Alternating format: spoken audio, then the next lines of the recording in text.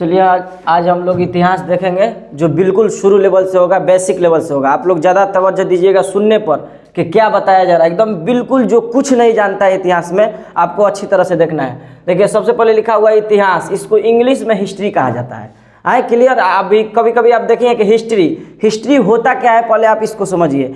पहले इसका शब्द देख लें, उसके बाद इसका परिभाषा देखेंगे। देखिए इतिहास शब्द की उत्पत्ति संस्कृत भाषा 3 शब्द इति ह आस से मिलकर ये बना है। इतिहास जो है ये संस्कृत शब्द है। आपको सबसे पहले याद रखना है इतिहास कौन सा शब्द है? संस्कृत। और ये संस्कृत भाषा 3 शब्द से इति ह प्लस आस से मिलकर बना है। इसका मतलब होगा ऐसा ही निश्चित रूप से था। इसका मतलब क्या होगा? यानी कि देखिए इतिहास, इति यानी ऐसा ही निश्चित रूप से था। यानी आप समझिए कि पहले जो था, हम लोग देखिए इतिहास को जानना क्यों जरूरी है अभी देखेंगे, लेकिन अभी इसका मतलब देख लीजिए कि इतिहास का मतलब ये होता है कि ऐसा ही निश्चित रूप से था। यानी एक ऐसा घटना जो हमारे अतीत में घटित हुआ हो, एकदम परमार है उसका, उसी को क्या कहा जाता है? इतिहास कहा जाता है। यानी कभी कभी देखिए हम लोग मोबाइल में भी हिस्ट्री रहता है, चाहे कहीं और भी अगर जाते हैं तो कोई कहता है कि अपना हिस्ट्री बताओ, चाहे सुबह से आदमी शाम का किया, तो ये सब क्या हुआ? इतिहास। यानी बिल्कुल जीरो लेवल से आपको ध्यान देना है कि इतिहास यानी इति प्लस ह प्लस आस से बना है इतिहास। ये संस्कृत शब्द है, ऐसा ही निश्चित रूप से था। ये आपका क्लियर हुआ? अब देखिए इसको इससे समझते हैं कि ये इतिहास यानी देखिए शुरू से जितना दौर चल रहा है, यानी मानव जब से पैदा हुआ है उसके आधार पर अभी तक वर्तमान तक जितना ने मानव प्रगति किया और जितना उसके साथ घटना हुआ और घटना कारण वो घटना को लिखा जाता है, तो उसी को क्या कहा जाता है? इतिहास। समझ में आया? इतिहास बहुत अच्छी तरह से। यानी आपको इतिहास बिल्कुल घबराना नहीं कि इतिहास है क्या, यानी जो मानव करते आ रहा है। देखिए अभी कोई नया प्रधानमंत्री बनेगा, नया मुख्यमंत्री बनेगा, तो उसको रिकॉर्ड हो जाता है कि यहाँ का मुख्यमंत्री ये, तो ये सब जो रिकॉर्ड हो रहा है ये सब क्या है? इतिहास। यही इतिहास है। अभी आगे देखिए इसको परिभाषा के तौर पर, जब से सृष्टि की उत्पत्ति हुई है तब से लेकर वर्तमान दौर तक के मानव सभ्यता के लिखित संकलन को ही इतिहास कहते हैं। देखिए कितना बढ़िया से ये बताया गया कि जब से सृष्टि यानी जब से दुनिया बना है उस समय के बाद से ये जो मानव है वो वर्तमान से लेकर यानी उत्पत्ति जब से हुआ है उसके बाद वर्तमान दौर तक, यानी वर्तमान की जो वह जमाना जो चल रहा है, यानी जब तक चलेगा आगे मानव सभ्यता। सभ्यता का अर्थ क्या होता है? कि जहाँ एक मानव अच्छी तरह से ढंग से रह सके, उसका विकास हो, बोली जानता हो, अच्छी तरह से रह सके, यानी अपना वो उसका खुद का लिपि हो, यानी विकसित होना, इसी को सभ्यता। क्या कह रहा है कि सभ्यता के लिखित संकलन को ही हम क्या कहते हैं? इतिहास कहते हैं। समझ में आया इतिहास? समझ में आ गया अच्छी तरह से इतिहास? आपको ध्यान रखना है इतिहास में कोई आपको डाउट होगा तो आपको एकदम बढ़िया से पूछ लेना है कि हाँ कहाँ दिक्कत है। यानी इतिहास हम लोग किसे कहते हैं? कि जो भी मानव द्वारा पहले घटित घटना हो रहा है उसी को लिख कर प्रमाणित कर देना क्या कहलाता है? इतिहास। यानी देखिए इसको बार बार आप जब गौर कीजिएगा, जब से सृष्टि की उत्पत्ति हुई है यानी जब से दुनिया बना है तब से लेकर वर्तमान यानी जो चल रहा है वर्तमान दौर तक के मानव सभ्यता के लिखित संकलन को ही हम इतिहास कहते हैं। समझ में आ गया इतिहास आपको बहुत अच्छी तरह से? अब देखिए इतिहास का पिता, अब मान लीजिए इतिहास है तो उसका पिता होना चाहिए, जिसे में ज्योग्राफी वगैरह सबका पिता होता है तो इतिहास का भी होना चाहिए। तो इतिहास का पिता का नाम है हेरोडोटस। इतिहास का पिता किसे कहता है? हेरोडोटस को। आपको एक बार अच्छी तरह से बोल लेना है, नहीं समझ में आ रहा है इसको पहले पढ़ना है अच्छी तरह से, लिखा क्या है। इतिहास के पिता कौन है? हेरोडोटस। कौन है? हेरोडोटस। ठीक, देखिए ये इनका द हिस्टोरिका एक पुस्तक है। इनका हेरोडोटस का एक पुस्तिका लिखा है जिसका नाम है द हिस्टोरिका। द रिसर्च भी इनका पुस्तक को कभी कभी कहा जाता है, ध्यान रखेगा। ये 400 BC, BC मतलब ईसा पूर्व होता है। BC मतलब ईसा पूर्व। आपको बताया जाएगा कि होता क्या है, यानी ईसा से पहले की तिथि को ईसा पूर्व कहा जाता है। जैसे महात्मा बुद्ध का जन्म 483 में और उनका देखिएगा मृत्यु तो 500 पहले भले जन्म उनका कितना हुआ 563 में और मृत्यु 483 में। ऐसा हो सकता है? बताइए, हो सकता है? कोई व्यक्ति का जन्म कितना में हुआ 563 में और मृत्यु 483 में, बताइए ऐसा हो सकता है कि नहीं हो सकता है? तो हम कहाँ बोले कि अभी BC, हम तो बोले खाली बोले कि 563 ईस्वी में पैदाइश और 483 में मृत्यु। हो सकता है? नहीं हो सकता। हम क्या बोले? ईस्वी। अगर यही कहते ईसा पूर्व तब हो सकता है, यानी ईसा के पहले की तिथि। तो इसको आपको इसके लिए एक स्पेशल आपको बताया जाएगा, आप समझिएगा। यानी क्लियर हो गया ये। अब ध्यान दीजिए, ये हेरोडोटस ये सर्वप्रथम ऐसा व्यक्ति थे कि जो अपने ये हिस्टोरिका जो है सबसे पहले इतिहास लिखने का काम किए थे। सबसे पहले इतिहास लिखने का काम कौन किए थे? हेरोडोटस। इसीलिए इनको क्या कहा जाता है? इतिहास का पिता कहा जाता है। क्लियर? यानी इतिहास का पिता इन्हें क्यों कहा जाता है? क्योंकि अपने पुस्तक हिस्टोरिका में देखिए 430 लिखा है बीसी, कभी कभी 5वीं शताब्दी आपको याद रखना है। 5वीं शताब्दी उसे कहते हैं, जैसे 430 ईसा पूर्व है, एक साल उसको घटा दीजिएगा ना तो उस शताब्दी हो जाता है। 5वीं शताब्दी तो देखिए 400 के अंदर में है ना, 6वीं शताब्दी तो 500 के नीचे होगा, यानी एक साल घटा दीजिएगा तो शताब्दी आपको समझ में आएगा। इसको भी अच्छा तरह से समझाया जाएगा। पहले आप ये देखिए, तो ये इतिहास का पिता कौन है? हेरोडोटस। हेरोडोटस का पुस्तक का नाम क्या है? हिस्टोरिका। देखिए अभी हम आपको बता रहे हैं, अभी मिटकार कर पूछेंगे तो ध्यान रखना है कि आ रहा है कि नहीं आ रहा है। देखिए कुछ लोगों का क्या नाम है कि हिस्ट्री जो है ना, मास्टर है चाहे कोई भी, क्या कहते हैं? हिस्ट्री एकदम बेवफा है, आज पढ़ो कल सफा। तो वो काहे है पता है? उनके लिए है कि वो डेट रटते हैं। विक्रम संवत शक संवत 78 में, हिजरी संवत 622 में। तो हिस्ट्री कोई डेट रटने वाला काम नहीं है। इतिहास उसको समझना है अच्छी तरह से। जब समझ जाइएगा एक बार तो आप कभी नहीं भूलिएगा किसी चीज़ को। देखिए एक शख्स ऐसी मेरे पास शागिर्द ही है, वो आया स्टूडेंट, तो आने के बाद एक सवाल पूछा, क्या कह रहा था कि देखिए ना हमारे साथ एक ऐसा हुआ है चीज़ कि हम जो चीज़ है ना, कि एक चीज़ है हम उसको भूल ही नहीं पाते हैं, हम उसको भूल ही नहीं पाते। देखिए समझ पे जब बात आया तो आपको बता रहे हैं। तो वो बोला कि हम भूल ही नहीं पा रहे हैं। तो हमने कहा कि भूल नहीं पा रहे हैं? कह रहे नहीं, तो आदत आपको लग गया होगा। तो कह रहे हैं हाँ, हम भूल नहीं पा रहे हैं उस चीज़ को, कैसे भूले पता ही नहीं चल रहा है। तो हमने बोला अच्छा ठीक है भूलिएगा। फिर वही शख्स मेरे पास आया, तो हम उस वक्त जब बोला था कि हम भूल नहीं पा रहे हैं, तो हम कह रहे हैं कि आप जिसको भूल नहीं पा रहे हैं या जो चीज़ भूल नहीं पा रहे हैं, आपने उसे समझ लिया है, आपने उसे समझ लिया है। वो जब आया फिर कुछ दिनों के बाद आया और क्या कह रहा है कि देखिए ना ये जो है ना ये याद नहीं हो रहा है, याद नहीं हो रहा है, ये पढ़ने में समझ भी नहीं आ रहा है। तो हमने कहा भाई अभी तो आप कह रहे थे कि हमको भूल नहीं पा रहे हैं, अभी आप आए थे तो क्या कह रहे कि हम भूल ही नहीं पा रहे थे, अभी आप कह रहे कि हमको याद नहीं हो रहा, ये कौन सा मसला है? तो हमने कहा उससे कि आप क्या किए थे, इस चीज़ को समझे नहीं है। यानी यहाँ से ये पता चलता है कि जिस चीज़ को समझा जाए उस चीज़ को भूला नहीं जाता है। तो आपको भी समझना सीखना है, दिमाग को विकसित करना है, एक कॉन्सेप्ट बैठाना, डेट नहीं रटना। ये क्या लिखा है आपको एक बार में कॉन्सेप्ट बैठा लेना है कि हाँ पढ़े ना, इतिहास का पिता हेरोडोटस। इतिहास किसे कहते हैं? बीती हुई बात को जो घटना घटित हो गया है, मानव ने जितना भी जीवन में किया उसे इतिहास कहते हैं। आपको कॉन्सेप्ट बैठाना। अभी क्या पढ़े तो इतिहास का पिता हेरोडोटस को कहते हैं। कब लिखा गया? तो हिस्टोरिका इनका पुस्तक है। कब लिखा गया? तो 430 बीसी में। आपको एकदम कॉन्सेप्ट बैठाना। अभी हम पूछेंगे आप लोगों से, ध्यान रखिए। तो इस तरह से पढ़ना है। तो व्यक्ति क्या कह रहा है कि हम देखिए अभी आप बोले कि हम भूल नहीं पाते, अभी आपके खुद कह रहे हैं कि हमसे याद नहीं हो रहा है, ये कौन सा मसला है? तो उनके साथ ये मसला था कि जिसको समझा जाए, जिससे बातें किया जाए, उसको भूला नहीं जाता। इस तरह से हम लोग जब किताब से, पढ़ाई से बातें करेंगे, रोज रोज उसको देखेंगे, उस तरह से हम भूल पाएंगे? नहीं भूल पाएंगे। अच्छा आप एक बात बताइए, जब आप जाती हैं कहीं नानी गांव या मामा गांव, तो बताइए उस चीज़ का, उस घर के परिवार को गिनना पड़ता है, उसके लिए नोट्स बनाना पड़ता है? नहीं। लेकिन आप पढ़ाई के लिए नोट्स बनाती हैं, पढ़ाई के लिए नोट्स बनता है। क्यों भाई? क्योंकि हम वहाँ जा रहे हैं, उनकी महत्वपूर्ण योगदान के समझ रहे हैं। हम अपने बहन को भूल पाएंगे? हम अपने भाई को भूल पाएंगे? नहीं भूल पाएंगे। क्यों नहीं भूल पाएंगे? कि उनके साथ हम रोज बोलना, चलना, उठना, बैठना हो रहा है, यानी उसके साथ रोज रिवीजिंग हो रहा है। तो यही सेम आपका पढ़ाई है। अगर ये बंधा रहेगा आपके साथ पढ़ाई, रोज उलट पलट करते रहिएगा, तब आपके साथ ये जुड़ा रहेगा, नहीं तो ये क्या होगा, दिमाग से निकल जाएगा। यानी इस तरह से हम परिवार को, जिस तरह से, जिससे मोहब्बत होती है, हम उससे नहीं भूल पाते हैं। जहाँ रहते हैं भाई बहन, यानी मामा नानी, उनका ऐसे ही हम लिख देंगे कि हाँ मेरे मामा का लड़का इतना, मेरे मामी की लड़की इतनी। क्यों लिख दें? क्योंकि हमने समझ लिया है उसको, और जिस चीज़ को समझा जाए उसको आसानी से याद रहता है, जो चीज़ नहीं समझा जाए वो आसानी से याद नहीं रहता है। ये आपके लिए समझ के मुताबिक, जब समझ का बात आया तो हम किए। आगे देखिए, तो आपको पता है कि इतिहास का पिता कौन है? हेरोडोटस। इतिहास का पिता कौन है? हेरोडोटस। हेरोडोटस, इनका पुस्तक का नाम क्या है? The Historica. हिस्टोरिका आता है हिंदी में, तो आपको याद, कब लिखा गया है? तो 400 बीसी में। बीसी मतलब ईसा पूर्व। अब ध्यान दीजिए कि ये सबसे पहले इनका इतिहास का पिता किसने कहा था।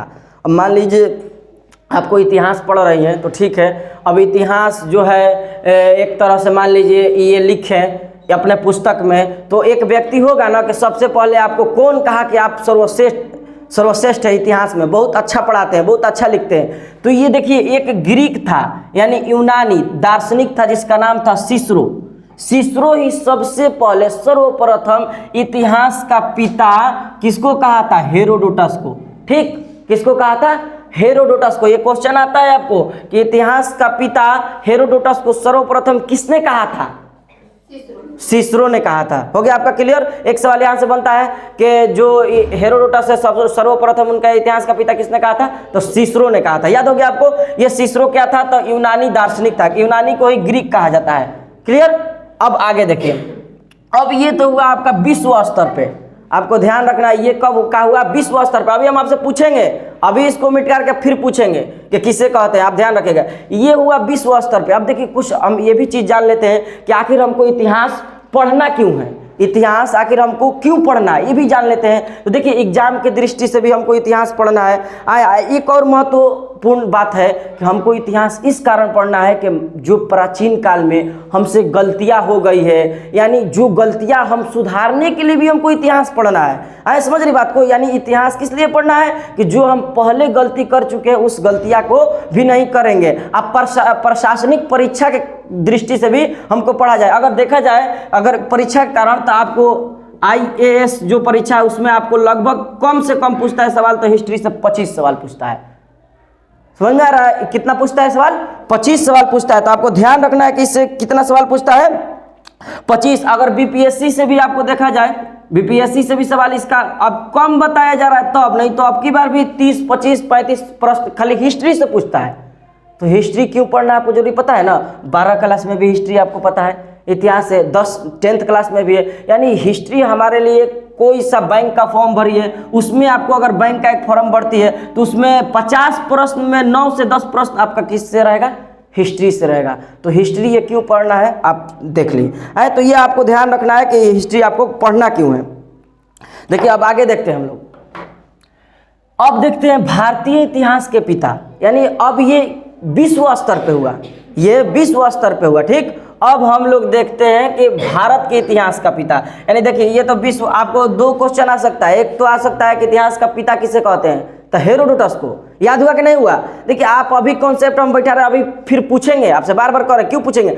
आप याद करने की क्षमता पढ़ाते वक्त रखिए, ये ना कि बार बार आप कॉपी ले जाइए लिखिए ना। अब जब आपको बता दिया जा रहा है ना, अब अपने से लिखिए कि इतिहास किसे कहते हैं, आखिर क्या है। तो मानव ने जितने शुरू से लेके वर्तमान दौर तक प्रगति कर रहा है उसी को क्या कहते हैं? यानी मानव जीवन का प्रगति करना ही क्या कहलाता है? इतिहास। तो आप जितना प्रगति करेगा, जितना विकसित होगा, उसको क्या कहेंगे? इतिहास कहेंगे। तो आपको ये बहुत अच्छी तरह समझ में आ गया। अब देखिए हम लोग चलते हैं भारतीय इतिहास, यानी एक भारत का खुद इतिहास होता है, तो ये विश्व स्तर पे हुआ। तो देखिए अब भारतीय इतिहास का पिता कहते हैं मेगास्थनीज को। मेगास्थनीज के बारे में हम लोग आगे भी पढ़ेंगे, जो चंद्रगुप्त मौर्य के दरबार में आता है, सेल्यूकस निकेटर के था, राजदूत था। तो आपको इसके बारे में आगे पढ़ना है। ये सिर्फ इतिहास के पिता की दृष्टि से इनको लिखा गया। ये पुस्तक आपके लिए समझिए कि कई बार एग्जाम 12 क्लास में पूछा है कि इंडिका किसका पुस्तक है? मेगास्थनीज का। जिस तरह से हिस्टोरी का किसका पुस्तक है, तो इस मेगास्थनीज का पुस्तक का नाम क्या है? इंडिका। ध्यान रखना। अब देखिए ध्यान से सुनिए। अच्छा, इंडिका ये भारत कह रहा है, ये इंडिका पुस्तक क्यों? समझ रही है कि ये मेगास्थनीज जो था भारत के इतिहास को इस पुस्तक में लाकर ये जो भी चीज देखता है उसमें लिखता है, इसीलिए इसका पुस्तक का नाम क्या पड़ा? इंडिका। यानी इंडिया का चीज का, इंडिया का जो भी इतिहास देख रहा है अपने पुस्तक में लिख रहा है, उसको इकट्ठा करके वही एक पुस्तक को सम्मिलित किया और उसका नाम क्या रख दिया? इंडिका। क्लियर आपको? अब मेगास्थनीज यानी भारतीय इतिहास का पूछेगा तो आपको कौन पिता है? मेगास्थनीज। भारतीय इतिहास के पिता कौन है? मेगास्थनीज। इनका पुस्तक का नाम क्या है? इंडिका। क्लियर हो गया आपका? अब देखिए इतिहास को अध्ययन के तौर पे, यानी पढ़ने की दृष्टि से इतिहास को 3 काल खंडों में बांटा गया है। यानी इतिहास को 3 काल खंडों में बांटा गया है। पहला देखिए प्राग ऐतिहासिक काल, देखिए प्रागैतिहासिक काल, पहले इसको समझ लेते हैं। जब आप समझिएगा तब आपको समझ में आएगा कि हाँ ये क्या चीज़ है। तो इसमें लिखित स्रोत उपलब्ध नहीं है, पुरातात्विक स्रोतों पर निर्भर रहना पड़ता है। देखिए इसको इस तरह से समझिए, प्रागैतिहासिक काल उस काल को कहते हैं जिसमें इसमें कोई लिखित स्रोत उपलब्ध नहीं है। इसको जानने के लिए पुरातात्विक यानी बड़े बड़े जो वैज्ञानिक है, जो बचे हुए हैं, पुराना जो सामान है, उन पर निर्भर रहना पड़ता है। यानी ना लिखित है ना कुछ है, यानी इसमें आपको एक तरह से कुछ नहीं जानना है। इसमें आपको 3 कालखंड में बांटा गया है, पाषाण काल, मध्य पाषाण काल, नवपाषाण काल। तो ये बाद में आपको पढ़ेंगे, ये पहले आप बेसिक पहले क्लियर कीजिए। तो प्रागैतिहासिक किसे कहते हैं? जिस काल में कोई लिखित स्रोत उपलब्ध नहीं है, यानी इस काल में कुछ है ये नहीं है, इस काल को क्या कहेंगे? प्रागैतिहासिक काल। समझ में आपको क्लियर? प्रागैतिहासिक काल किसे कहते हैं? कि जिस काल में कोई लिखित स्रोत उपलब्ध नहीं है, ना ही उसको पढ़ने की कुछ है ना ही लिखने का। इस समय मानव जो था वो गुफाओं में, इधर से उधर जंगलों में संग्रह करते हुए चलता था, यानी भोजन को इकट्ठा करता था। इस समय की बात, ये प्रागैतिहासिक काल हो गया। आपको क्लियर हो गया प्रागैतिहासिक काल? ठीक, प्रागैतिहासिक काल। अब देखिए आदि ऐतिहासिक काल। अगर इसका समय देखा जाए प्रारंभ से लेकर तो 2500 ईसा पूर्व तक है इसका समय, ठीक ना, प्रागैतिहासिक काल का। तो प्रागैतिहासिक काल आपको क्लियर हो गया, इसमें कोई भी लिखित स्रोत उपलब्ध नहीं है। अभी देखिए अब हमसे पूछेंगे, अभी जो नहीं आपको समझ में आएगा पूछिएगा, नहीं तो फिर अभी हम पूछेंगे प्रागैतिहासिक काल किसे कहते हैं। लिखने पर ध्यान मत दीजिए, अपने से लिख दीजिएगा। क्या करना है? प्रागैतिहासिक काल, जिस काल में स्रोत उपलब्ध नहीं है, स्रोत उपलब्ध नहीं है, उस काल को क्या कहते हैं? प्रागैतिहासिक काल। इस काल में कुछ समझ लीजिएगा ये नहीं है, ना लिखने को ना पढ़ने को। इस काल में मानव गुफाओं में रहता था और जंगलों में निवास करके वो उधर से खाता पीता था। उसका खाना क्या था? जंगल, मूल, फल, कंद, ये सब खाना उसका खाना था। तो ये प्रागैतिहासिक काल हो गया। इसका प्रारंभ काल का कब से है? तो 2500 ईसा पूर्व से। आपको ये समझ में आया ना प्रागैतिहासिक काल? अभी पूछेंगे हम, ध्यान रखिएगा। आदि ऐतिहासिक काल देखिए, आदि ऐतिहासिक काल, इस काल में लिपि भाषा था, परंतु उन लोगों के द्वारा जो भी लिखा गया था या बोला गया अभी तक पढ़ा या समझा नहीं जा सका है। इसको भी जानने के लिए पुरातात्विक पर निर्भर रहना पड़ता है। यदि इसका समय देखा जाए तो 2500 ईसा पूर्व से 600 ईसा पूर्व से। देखिए इस तरह से समझिए, ये आदि ऐतिहासिक काल उस काल को कहते हैं कि जिस काल में लिपि है, भाषा है, बोला गया है, लेकिन अभी तक उसको ना ही समझा गया है और ना ही पढ़ा गया है। उस काल को क्या, कौन सा काल कहते हैं? आदि ऐतिहासिक काल। आदि ऐतिहासिक काल में जो आप देखती हैं एक सभ्यता है, हड़प्पा सभ्यता, ये आपको आ जाता है, ठीक ना। अब पूछता है कि हड़प्पा सभ्यता किस काल की सभ्यता है, तो ध्यान रखना है कि आप कभी कभी दे देता है कि आदि ऐतिहासिक काल किस काल में आता है, अब ऑप्शन दे देता है, तो ध्यान रखना है। हड़प्पा ये आदि ऐतिहासिक, इसमें भी लोग यानी उसका लिपि था, देखिएगा तो लिपि इस तरह से आता, लेकिन अभी तक उसको पढ़ा या समझा नहीं जाता है। देखिए पहले प्रागैतिहासिक काल में कुछ स्रोत उपलब्ध नहीं है, दूसरा में है, लिपि है, भाषा है, बोला गया है, लेकिन अभी तक उसको समझा या पढ़ा नहीं जा सकता है। इसका काल यदि देखा जाए तो 2500 से 600 ईसा पूर्व। क्लियर आपका दोनों? अब कोई इसमें आपको डाउट होगा तो पूछेगा। देखिए अब आया ऐतिहासिक काल, यही आपको मेन पढ़ना है। देखिए सब लिखा है ऐतिहासिक काल, इसमें लिखित स्रोत उपलब्ध है, आसानी से पढ़ा अथवा समझा जा सकता है।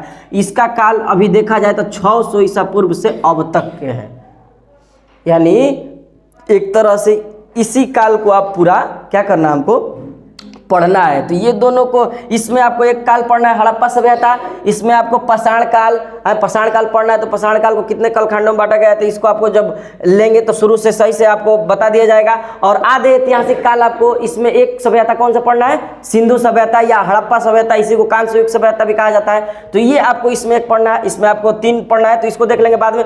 ये ऐतिहासिक काल किसे कहते हैं? जिस काल में लिखित स्रोत उपलब्ध है, उसको अच्छा से पढ़ा जा सकता है, उसको अच्छा से समझा जा सकता है, उसे क्या कहते हैं? ऐतिहासिक काल। इसका समय 600 ईसा पूर्व से 600 ईस्वी से लेके कहां तक? अब तक। क्लियर? ये आपका तीनों काल हुआ। अब आप इसको इस तरह से देखिए कि सबसे पहला काल कौन था, तो इतिहास को अध्ययन के तौर पे 3 कालखंडों में बांटा गया।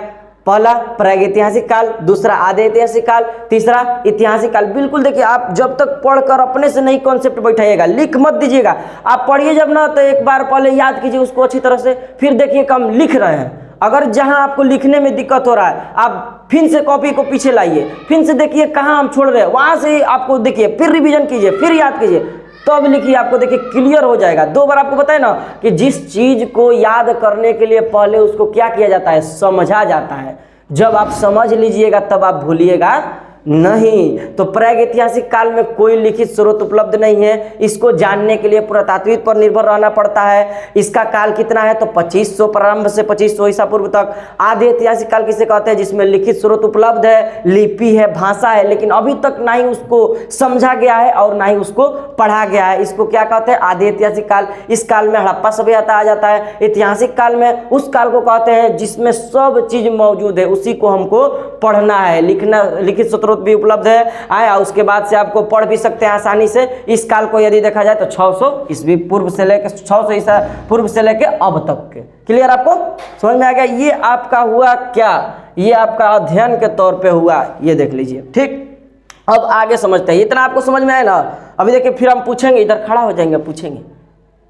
अभी इसको पहले बता लेते हैं फिर पूछेंगे। देखिए अब यहाँ से 2.5 लाख ईसा पूर्व से 1947 ईस्वी तक भारत में मानव सभ्यता के क्रमिक विकास अध्ययन को ही भारतीय इतिहास के तहत पढ़ते हैं। देखिए कह रहा है 2.5 लाख ईसा पूर्व से, कह रहा है कि 2.5 लाख ईसा पूर्व से। उसके बाद 1947 देश कब आजाद हुआ था अपना, पूरा डेट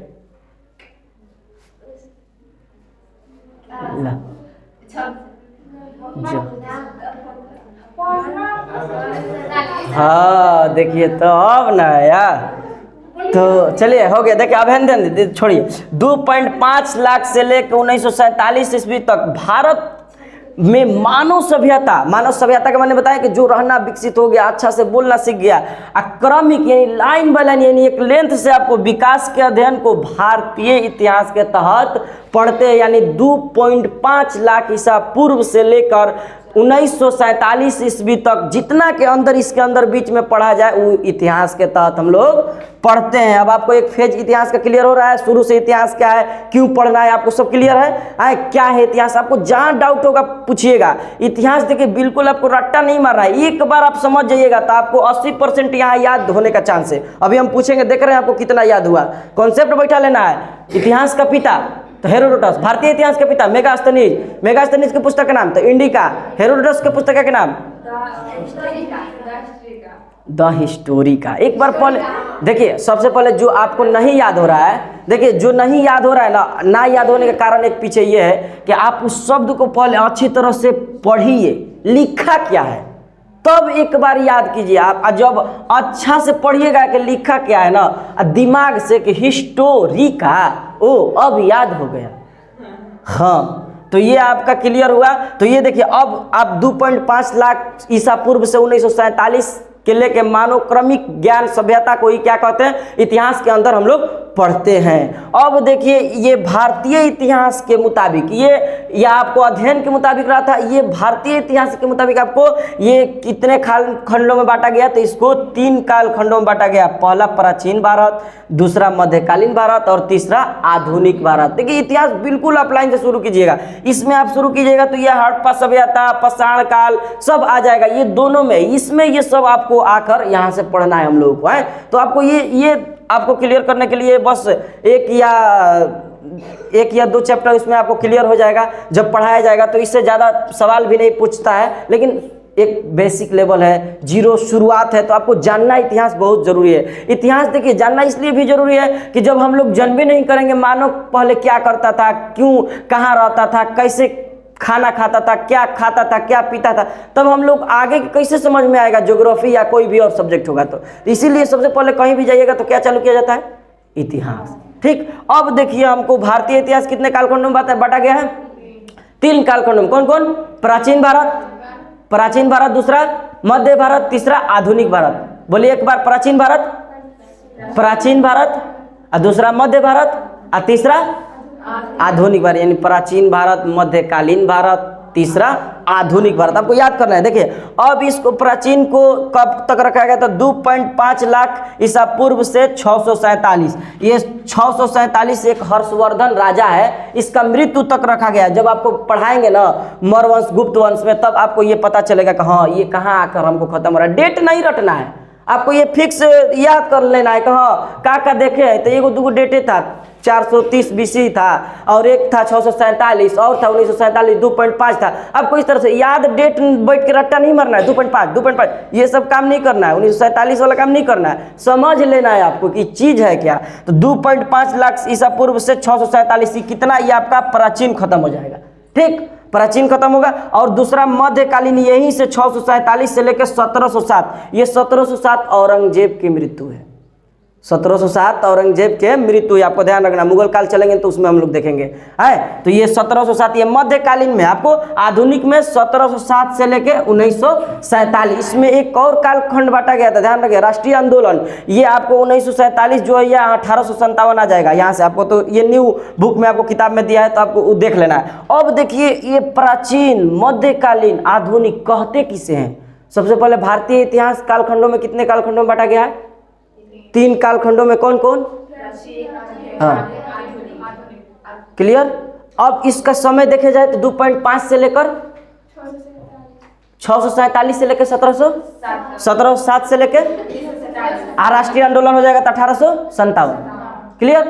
अब देखिए प्राचीन का माना क्या होता है, पुराना, यानी हमको क्या पढ़ना है प्राचीन में, इतना ईस्वी के अंदर, तो जितना भी पुराना गुजरा हुआ है इतिहास उसको हमको इसके अंदर पढ़ना है। मध्य मतलब बीच वाला, एक आप जिंदगी ले लीजिए, पहले आप प्राचीन था है जो उन लोगों के बारे में पढ़ना है, फिर आप बीच मिडिल में आता है आदमी मध्य में, तो उसको मध्य में पढ़ना है, फिर आधुनिक जो अभी चल रहा है इसके बारे में आप जितना भी अध्ययन करते रहिए आप। तो ये आपका आज क्लियर हुआ कौन कौन, भारतीय इतिहास, विश्व इतिहास। आपको ये अच्छी तरह से एक बार बढ़िया से समझ लेना है और देख लेना है। देखिए अब हम आपसे सवाल पूछते हैं, इसमें आपको अब कोई डाउट है कहीं, तो अब हम पूछें है, तो चलो भारतीय इतिहास के पूछे बताओ, चलिए। हाँ तो चल नहीं बताइए, आप बात बताइए जल्दी से, चलो। इतिहास के पिता, आपको देखिए एक बार ध्यान दीजिए, आपको जब आपको सुनना है तो अच्छी तरह से ध्यान देना है कि क्या पूछा जा रहा है। हम पूछे भारतीय इतिहास के पिता कौन है, इतिहास के पिता कौन है, क्लियर। हिस्टोरिका किसका पुस्तक है, इंडिका मेगास्थनीज, क्लियर। आपका हिस्टोरिका कब लिखे गए, हम इसी को कहें कि 5वीं शताब्दी में एक जो इतिहास का पिता थे एक पुस्तक लिखे थे, वो कौन थे, 5वीं शताब्दी आपको बताए थे ना यहाँ कि 431 वर्ष पीछे चल जाए, तो ये आपको घुमा सकता है प्रश्न। आप देखिए इस तरह से आप ध्यान दीजिए। चलिए आप देखिए, आपको बता रहे हैं कि सर्वप्रथम सबसे पहले किसने कहा था इतिहास के पिता, तू बताओ।